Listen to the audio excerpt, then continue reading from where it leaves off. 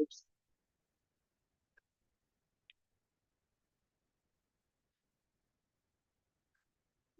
Report section, the data for the treasurer. Sure.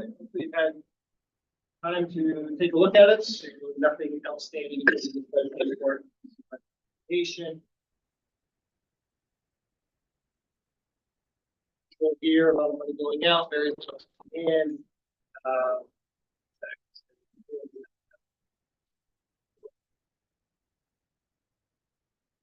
Generated. Something interesting to really highlight. You can see we have $1.2 million in outside checks, which is quite high. It's only because we weren't out as first. The checks we got last day of July. That was a pretty big warrants. And that's just because start making our annual payments, we start our health insurance payments to both through BOCES. It's two BOCES, they kind of budgets. All of our annual things in terms of bus payments and all that, all of our bus purchases. So that's not an unusual amount. A lot of all of our annual subscription. All said, you can see we're still sitting at $9 million, sitting in our night last September. Really nothing unusual.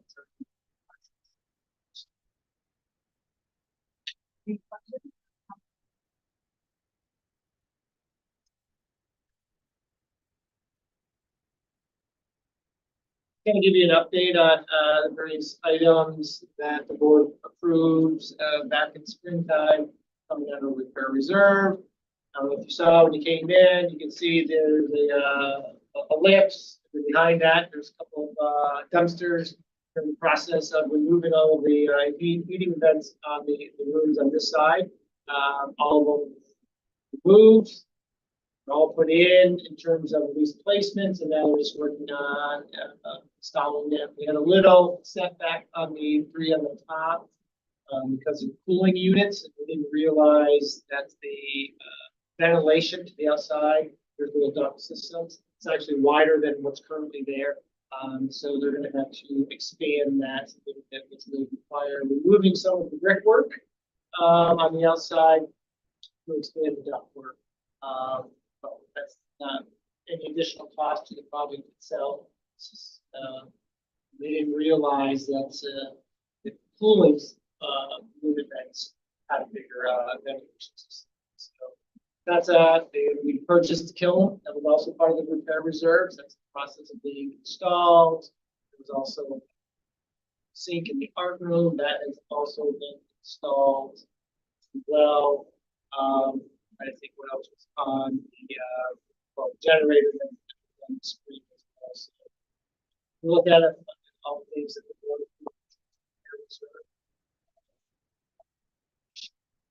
most recent one, the compressor for the heating for the freezer for the cafeteria.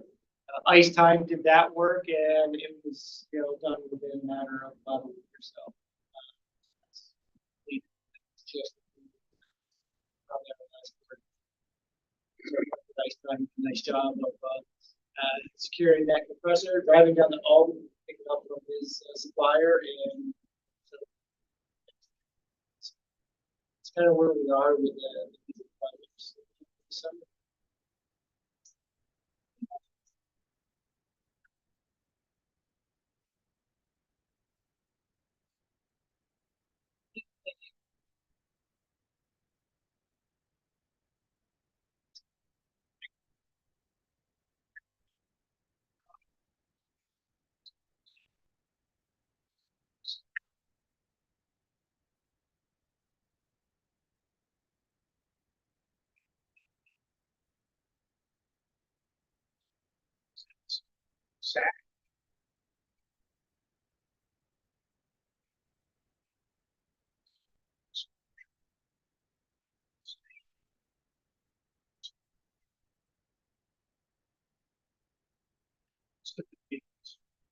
Busy business practices.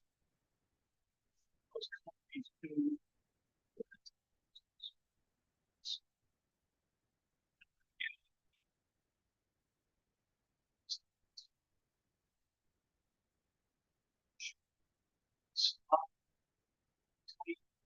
we need to really stay on top of things that may come our way. I could use the call for words. We're in the times.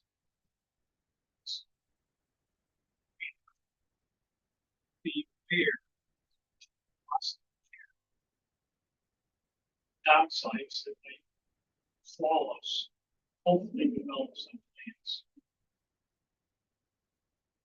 Mitigate. I think it's extremely important this board, at the very least, is fully embrace the information. And has to take this walk about say, hey, read the newspaper, heard the news, cancer, daughter Susan. Second, are you aware that we need to do it?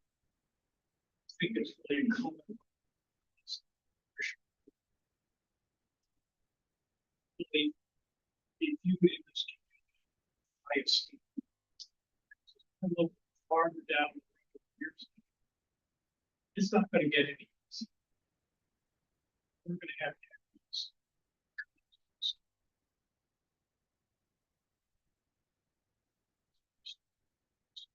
Huge space.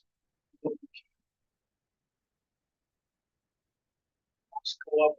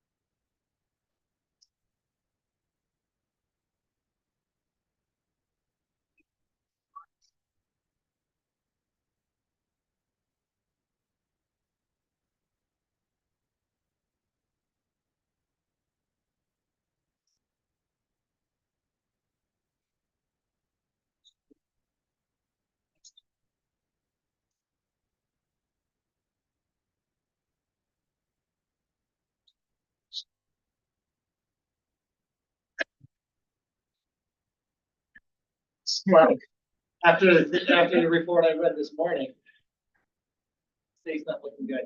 This coming year. Well, I just saw a thing out of ASBO, the business, they're saying that they're projecting right now for FY 27. State's already looking at $7.5 million short.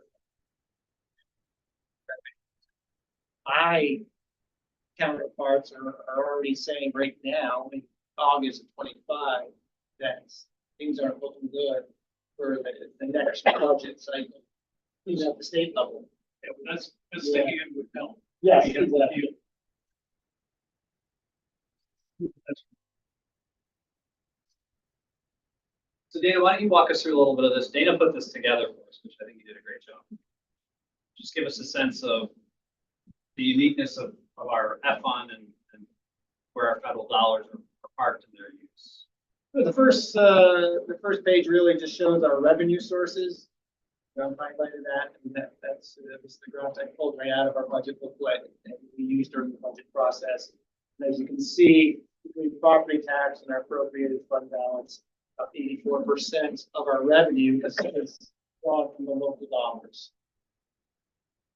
Appropriated fund balance, that is something that goes away. Our property tax, increases every year depending on what our tax cap is. Appropriated fund balance, that's from our reserves, unrestricted reserves, that's, when you use them, unless you're replenishing them, they go away. So that is a limited revenue source.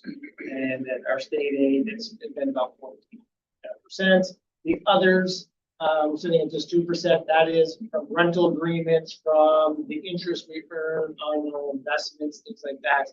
That is where what makes up that 2%. You know, and most of that, the others, is really being driven by our revenue from our investments.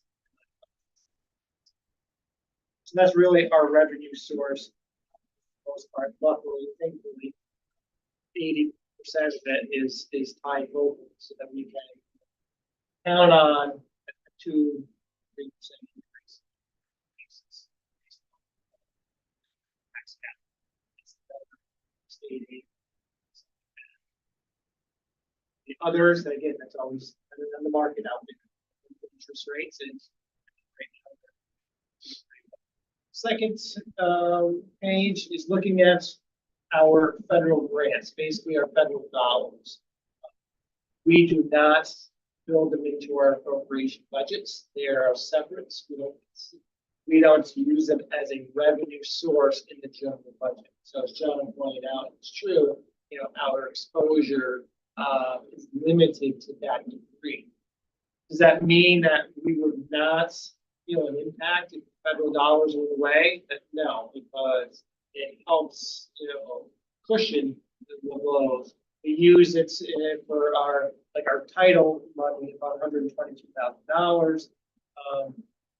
Good portion of that is tied to the salaries that we use. Our title coordinator salaries connected to that, and then programming that we offer the students through title, software programs, things like that, purchases like Amplify that we purchased last year. We used ARP money to buy the reading series, and we are using title funds to continue the purchase of Amplify stuff. $122,000. That's earmarked for last year's. It's known. This coming year, right now, what's been allocated is $118,000. That is a bill that has been released. So, you know, we're talking our coordinators. Title II is basically teaching initiatives. $29,000 there. That's generally where we are with that title. That Title II funds is right around that $28,000 to $29,000. It's pretty consistent. As the time that I put this together, Title II funds for this coming year were frozen. It has since been unfrozen, but no allocations have been shared today. And I have not seen any actual allocations set yet, but it has technically been. Title IV, same thing. With there is 10,500 is what we had for this past year. That is again a typical amount that we get for Title IV. It's the same as Title II. Was frozen, now it's unfrozen, but the allocation. The next two are IDEA. That's all for our special ed students. That's earmarked there. Good portion of those salaries are used. What we use there is we supplant our salaries. Kind of over the years, we use this funds more as a cushion, so that at the end of the year we supplant what we've spent in our budgets to offset some of our special ed teaching salaries, and partially correctly place students' fees in terms of OT, PT, speech, and all that. So salaries are not specifically tied to that account, but we do use it as a supplement at the end. Clearly, if it was to go away, it just means we don't have the wiggle room at the end of the year. That's the same with our 16. Both of those IDA, we do share, as well as title, we do share some of those funds with the non-public schools within our districts. Also with the 611 and 619, if we have any pre-K age students that are receiving special ed services through organizations within the area. We certainly do pay that. So we typically, ever since I've been in this position, the ARC that works out of Tupper Lake, they typically have some of our students. There is Children's Corner, and I forget the one that was in Saranac. The Saranac just took over a year ago. Forget the name of it, but they've always had at least one of our students there up until this year. So these pre-K age students that get services, we do cover some of those expenses through this program. It's through IDEA. It's it's earmarked for that.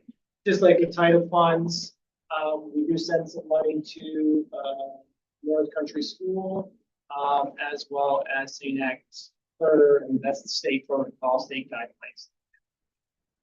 We don't have, we have to do it based off of the guidelines presented by the states. I put in the universal pre-K last year. It was $161,000. That number is all based off of enrollments, and the state allocates. We have a $600,000 allocation from the state. I've never seen us get that, because that would mean we would have 60 students enrolled in our UBK4 program.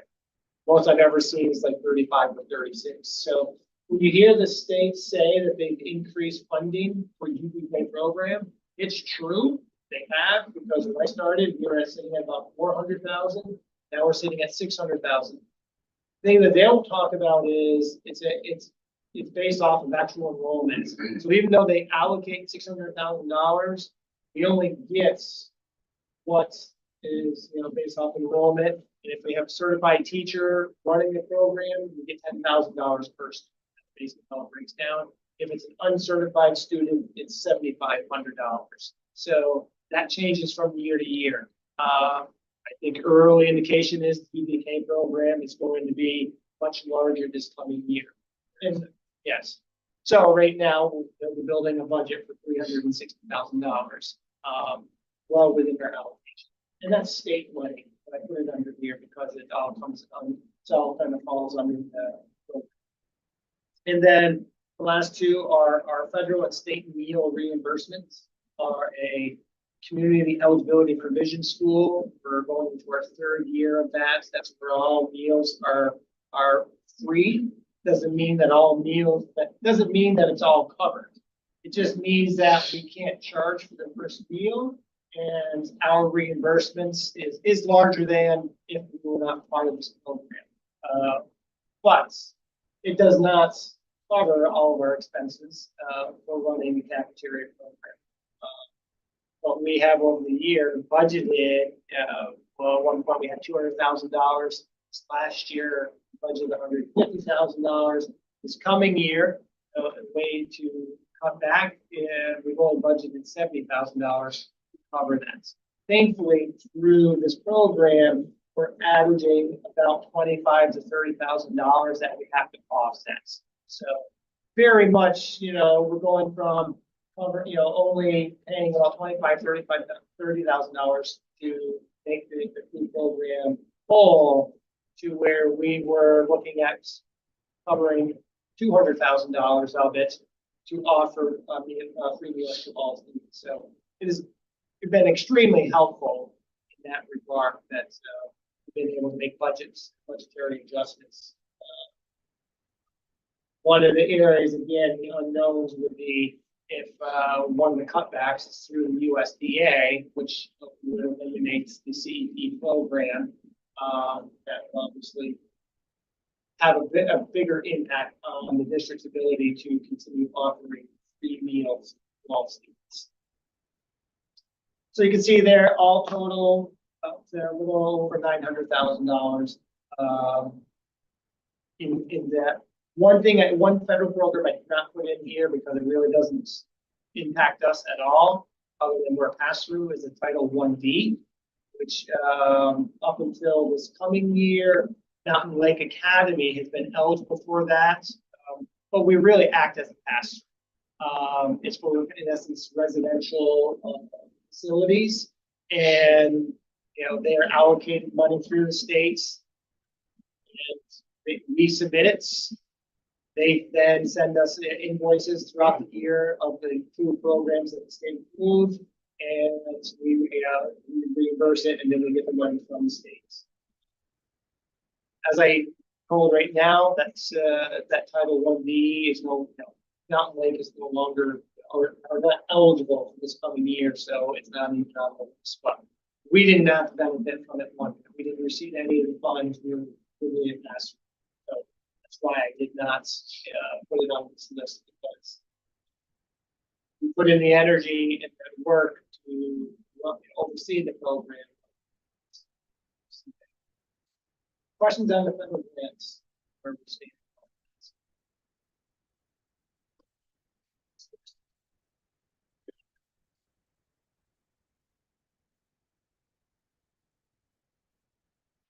The last diagram is basically just where our major expenses is. Again, I pulled that from our budget book. And as you can see, 82% of our expenses are in salaries and benefits. Which is not unusual for a public school district.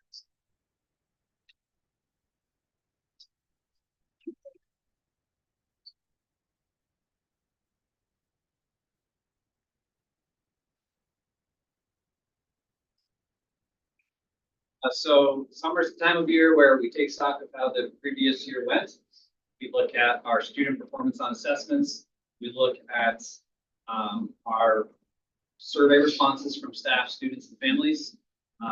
And we identify the areas we want to see improvement in, and we target the areas that we are doing well in and try and leverage those. So that's what we've been doing this summer.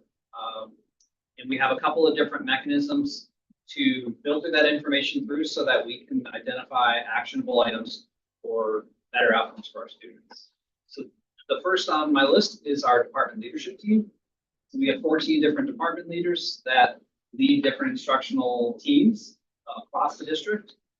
The purpose of this team is manyfold, but initially it was to build better K-12 collaboration in our district. We didn't have a lot of planning, coordination between the elementary school and the middle high school, and we wanted a more cohesive experience for our students. So that has been helpful in that regard. Also, our department leadership team acts as a sounding board and brainstorming entity along with the administrative team about, now that we identified areas we need to work on,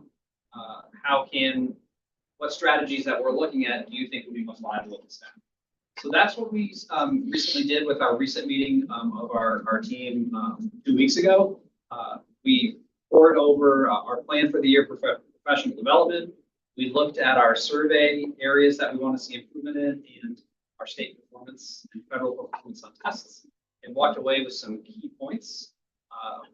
Some of those I've alluded to with the board already, both in my goal setting, hopes, and also just generally from the community. So we know that we want to increase positive communication with students and families this year. So we have a variety of strategies we're going to enact with that. I'm excited to see that happen. We do administer 3 different diagnostic tests to our kids over the course of the year.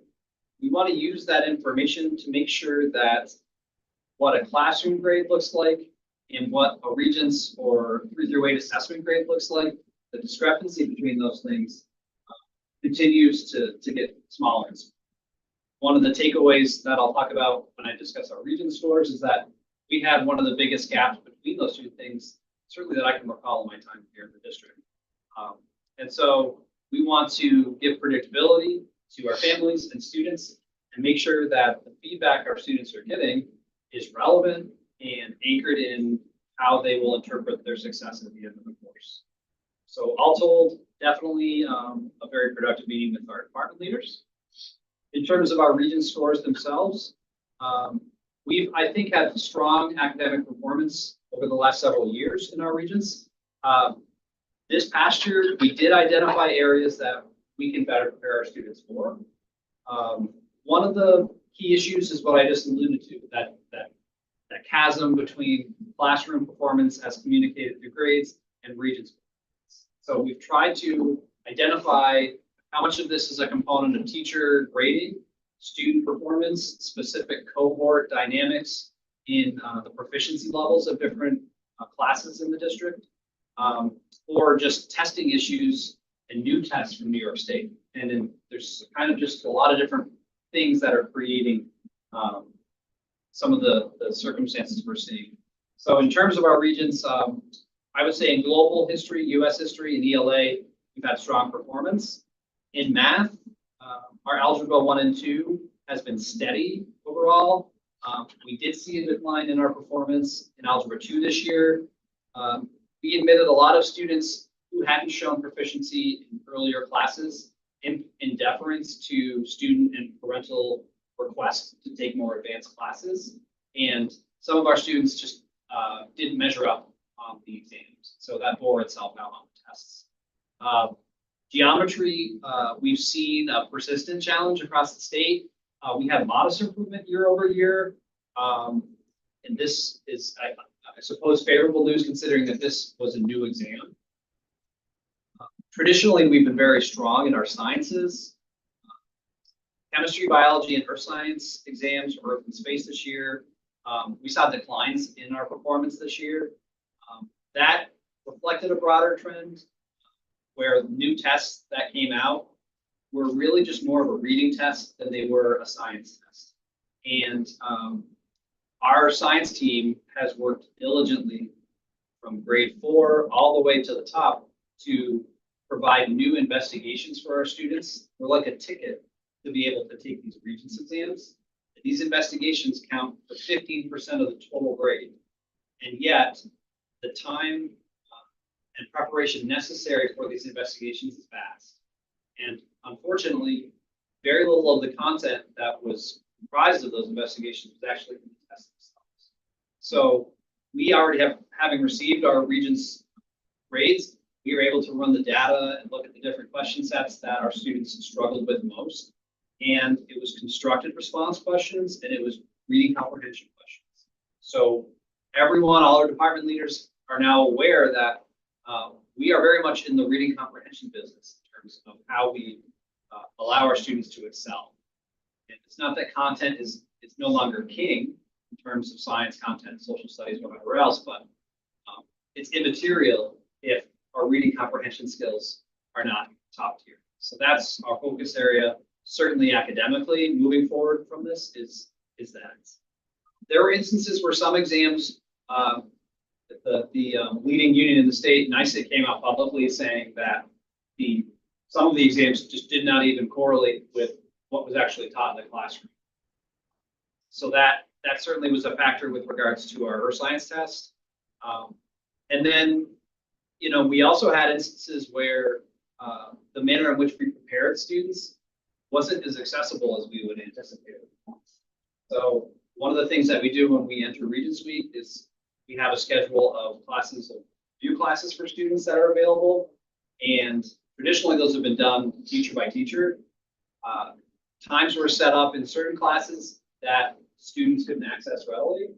And as a result, without them going to those review classes, they didn't have the benefits that students who couldn't send in. So one of our takeaways is that needs to be now administered at the building principal and guidance level. So that scheduled review classes will be created collaboratively, and it will ensure that students can access it so that they can be successful on this. So taken as a whole, I think there's a lot of things that we're going to do to try to improve outcomes. Not to say that overall our outcomes were poor.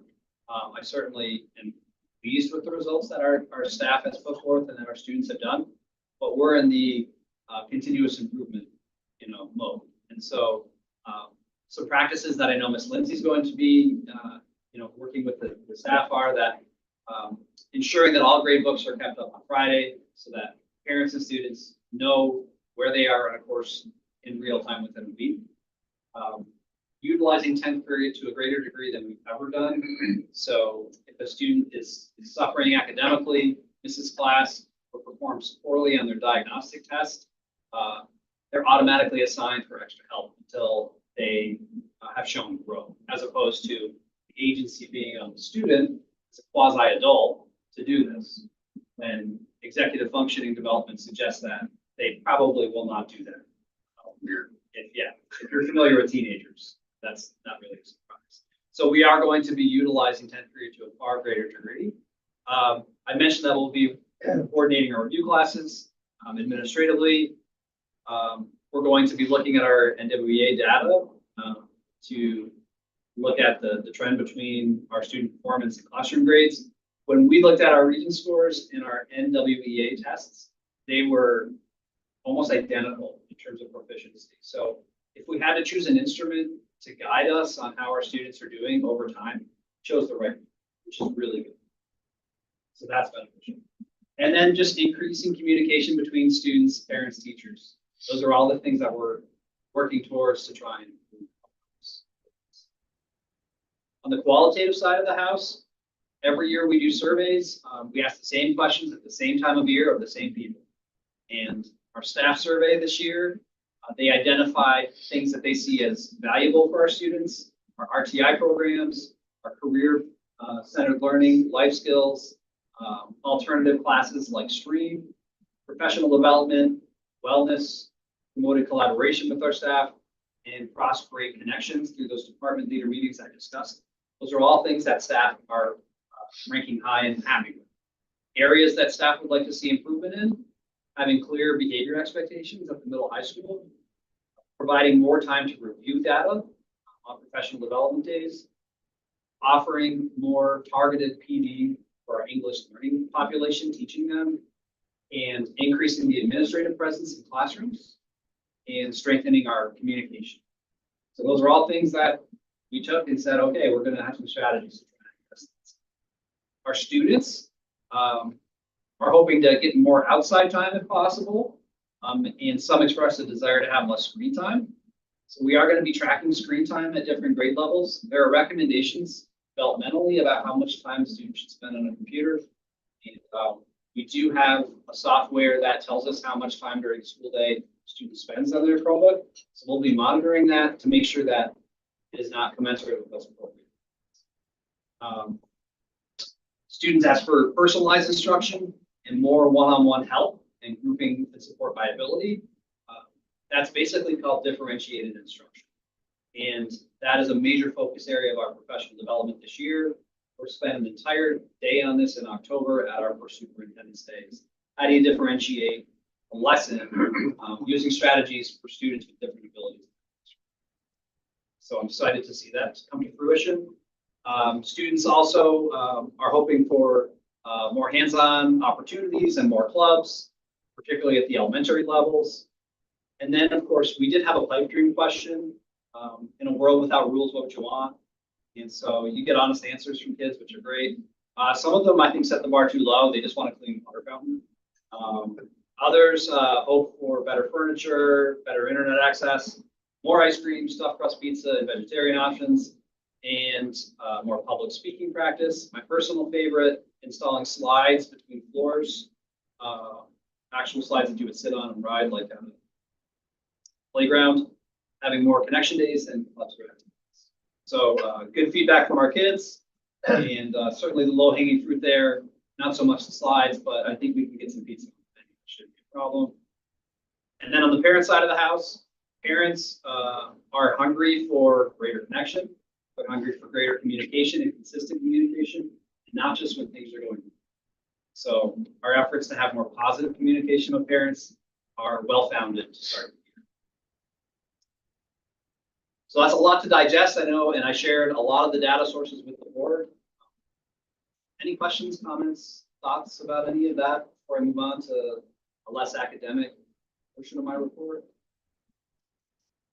Through the department leadership teams, just knowing those Regents exams and very heavily reading comprehension, as well as like written responses or talk about the right uses of it all as well.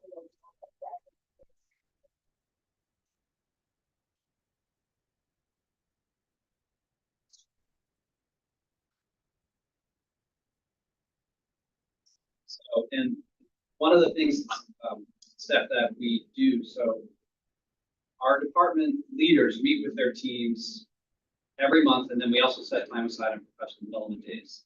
By November, they have to come up with an instructional challenge for their department and a strategy to overcome that challenge and prove what they've done or show the work by May when we all share with each other. And writing and reading comprehension are the two big areas that.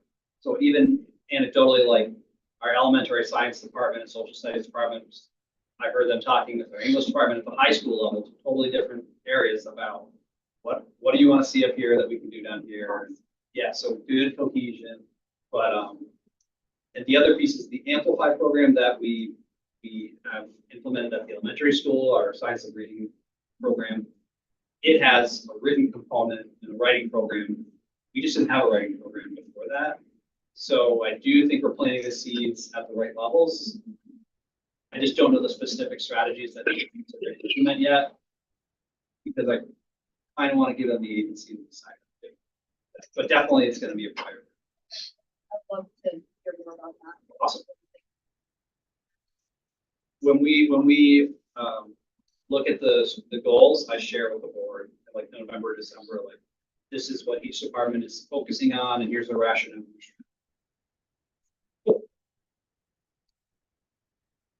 Occasional drivers, just to give the board a heads up, we have been desperate for drivers, bus drivers.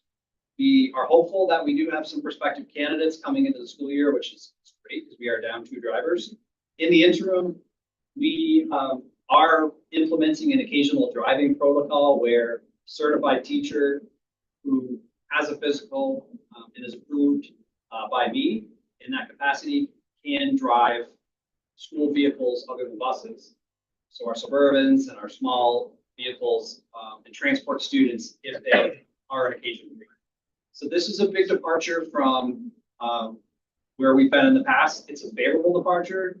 And I think that we will see good participation in drivers from our staff. But more importantly, it will be a source of clarity for everyone involved about how we transport things, what our options are. And sometimes when we just can't make things happen, when we need to postpone an event just so that it can go off. So I'm excited to see this come to fruition this year. In terms of shiny new things, if you haven't been down to the district's student parking lot at the middle high school, I strongly encourage you to check it out. Brand new paved, restored, and painted parking lot.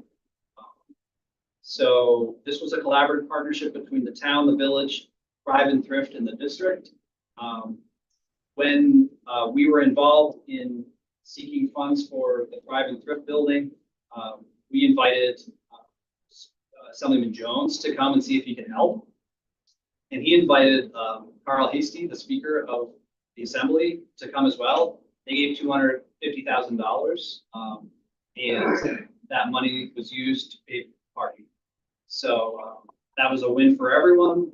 That was on the hit list for the district. And the prevailing wage prices that were coming at us to do that were eye-watering. So if you get a chance, check out a much more safe and pretty parking. And thank you to Thrive and Thrift for their board's dedication and leadership to see the project. They really took the lead on it. Walking and bikeability has been an ongoing area of improvement for our community. And just wanted to share with the board that the district has had a representative on a committee with Bruce, the town, the village, and DOT to create some different corridors for safer transportation. Elementary principal Sonia Franklin has served on that committee. And within the year, they have a bevy of strategies they plan to implement, ranging from having safe paths from Cascade Acres to the horse show grounds, safe paths to and from the Mackenzie Overlook, paving West Valley with sidewalks, having better signage for people who use those corridors, and looking at a crosswalk by Power Pond Park, and maybe even rehabbing some of the trails that exist that are kind of difficult. So that is an ongoing effort that I think is yielding good results.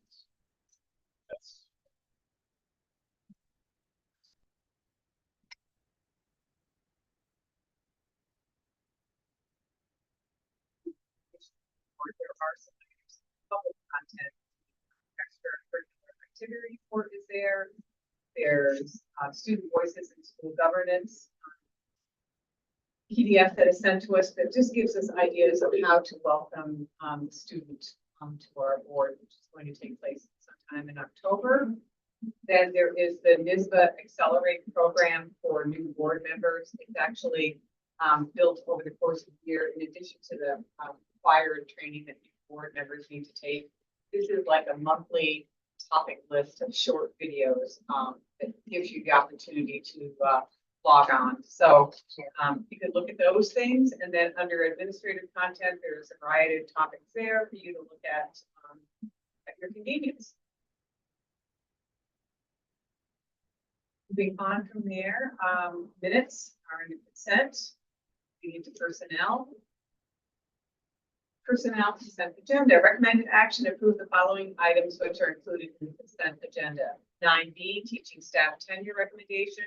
9C, coaching staff and volunteer assistant appointments, fall 2025. 9D, long-term teaching staff appointment, and 9E, CSEA staff resignation. May I have a motion, please?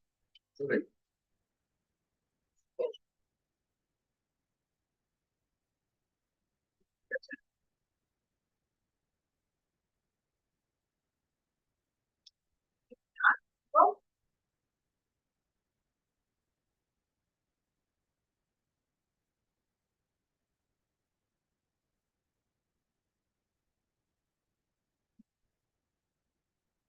it's yes. Into A, E, F, G, and J are all under consent. So with that said, policy adoption, code of conduct 5300. Recommended action: be it resolved that having given the public an opportunity to be heard at a public meeting, the Board of Education affirmatively votes to amend policy number 5300 entitled Code of Conduct as attached. May I have a motion, please? I'll make one.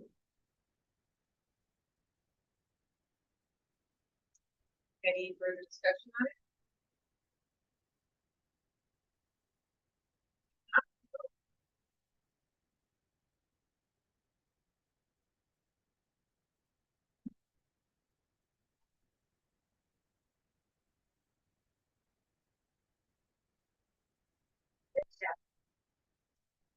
Moving on to donation acceptance. Recommended action: whereas Lake Placid Central School Boards of Education policy number 6255, donations, gifts, and grants to the district allows the superintendent of schools to accept on behalf of the board gifts, donations, and grants having a value of less than $1,500.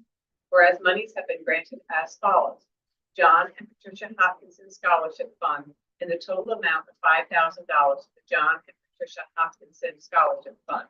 Now therefore be it resolved, in accordance with policy 6255, the Board of Education hereby accepts a check of the John and Patricia Hopkinson Scholarship Fund in the total amount of $5,000. May I have a motion, please? I'll second. Discussion? Many thanks to John and Patricia again for their donation. If not, please vote. 6 yes. Next donation acceptance. Recommended action: Lake Placid Central School Board of Education policy 6255, donations, gifts, and grants to the district allows the superintendent of schools to accept on behalf of the board gifts, donations, and grants having a value of less than $1,500. Whereas monies have been granted as follows: Adirondack Community Foundation Educational Opportunity Fund in the total amount of $19,905.73 for the summer reading, Lake Placid Elementary School Family Math Night, LPCA cost of student programming tickets, student grant educational murals, 5th grade trip dinner during trip to State House and Museum, Lake Placid High School college visitation trip, and reading initiative kindergarten books. I think I forgot the following: 2025 Spring Drama Club trip to Proctor's, summer robotics camp, summer reading. Now therefore be it resolved in accordance with policy 6255, Board of Education hereby accepts the checks from the Adirondack Community Foundation Educational Opportunity Fund and the total amount of $19,905.73 with regard to all of the projects mentioned above. And a motion, please. Motion. Second.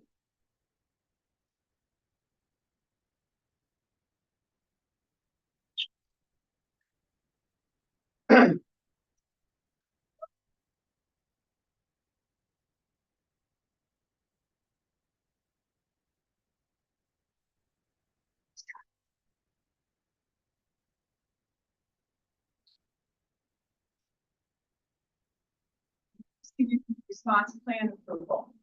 Recommended action upon recommendation of the superintendent, approve the attached emergency response plans for district, elementary school, and middle high school. May I have a motion, please? I'll second.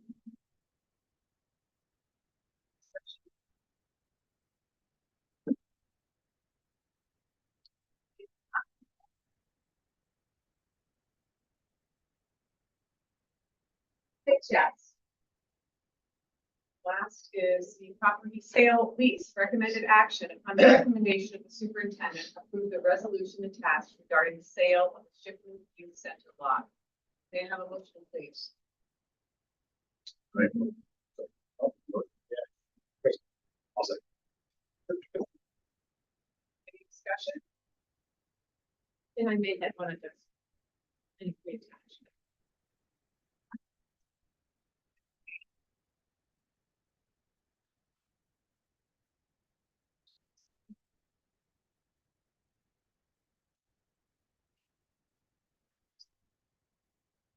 It's good to know for the public, if anyone's watching, that the contract for sale is with the Shipman Youth Center. So this will be a legal arrangement to ensure their continuity. Anything. Six yes. J is under consent, so we will move into the discussion phase on the committee appointments review. Fun time of year where everyone can volunteer for another committee. If you look at the document that's attached, we do have vacancies outright on the policy committee. And you can also look at committees where membership is presently there. I don't know why Ryan's name is highlighted and Doug is not. Doug, do you have any thoughts about maintaining yourself on that committee? I'd be happy to. Awesome. Hopefully I can straighten. Great. Ryan, do you want to move, change, stay? I would like to stay, if that's okay.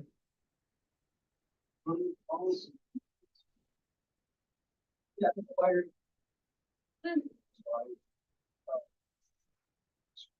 Sorry about that, Don. That is an error. I remember you being. Anyone else want to step into policy? You can get 2 members. It is helpful. But we are repped by some OG ex officios like Joni Valentine, Patty Gallagher, and Pat Stanton. You don't have to commit now. If you decide that that's something of interest, please just let Colleen or myself know, and you can know.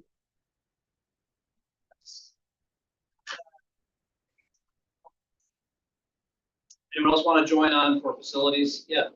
Chris, any interest in that? Are you good? Or? I'm thinking about it, so. Okay.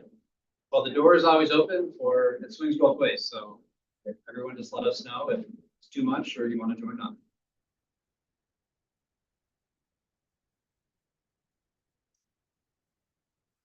Next item is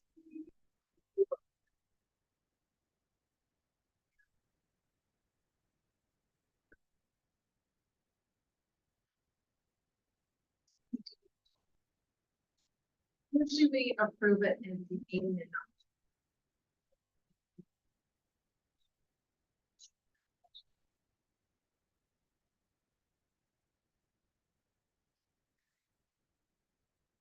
Did, and we can start now adding. yes, yeah, so I sent it, did everybody, was able to get into it?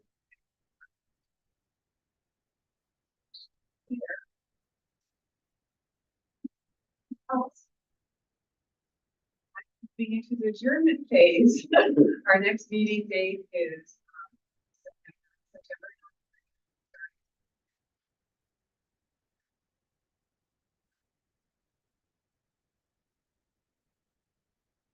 Topics?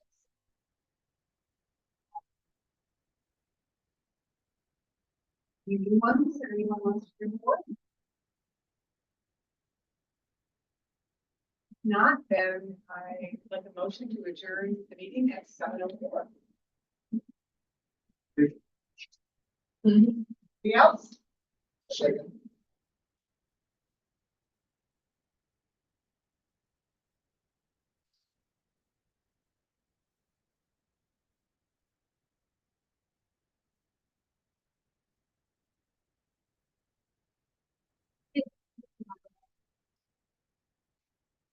Yes.